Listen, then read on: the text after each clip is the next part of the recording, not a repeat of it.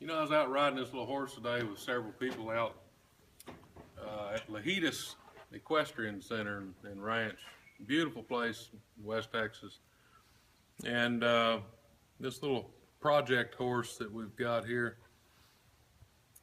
as I'm riding him out in the pasture, I'm realizing, you know, when I focus on where I want him to go, he goes. And you know, got to thinking about that in terms of human relations and what we focus on. There's kind of a universal principle that what we focus on expands. And with him, if I'm focusing where I want him to go, he feels it and he moves in that direction. If I send an incongruent message to him, not really knowing what I want, then he doesn't know what to do. One thing with horses, when you're putting a little pressure on them and asking them to do something, they've got to have understanding about what it is you're asking, especially these young horses.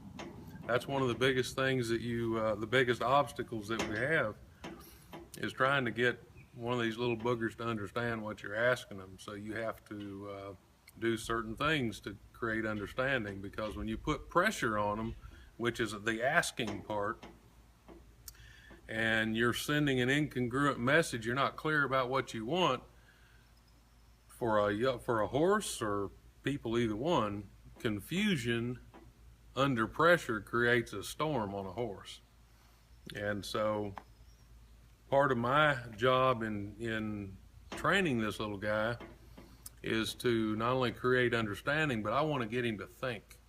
Probably the biggest thing that we try to do with horses that we work with is to get them to think. And you know, a horse lives kind of in the primitive part of their brain, and it's the fight or flight. And so when he's under pressure and he's confused, he gets into the fight or flight mode. Same with humans. You know, when we take a human being that's been traumatized or wounded or hurt in some area of their life, they're confronted with a situation that takes them back to that moment, all of a sudden they're in fight or flight mode again, or, you know, with whoever they're with, their relationship. I guess that's kind of what PTSD is for returning vets. And so the biggest thing with the horse is we want to teach him to think through that survival, the normal survival mode of thinking that they do, because they react in that. And so we got to get him up to his neocortex where he's actually making decisions. And so we present a lot of scenarios with these horses to where they have to think through it, and it makes them a much more sound horse. Anyway, just a few ramblings and thoughts from working with this little pony.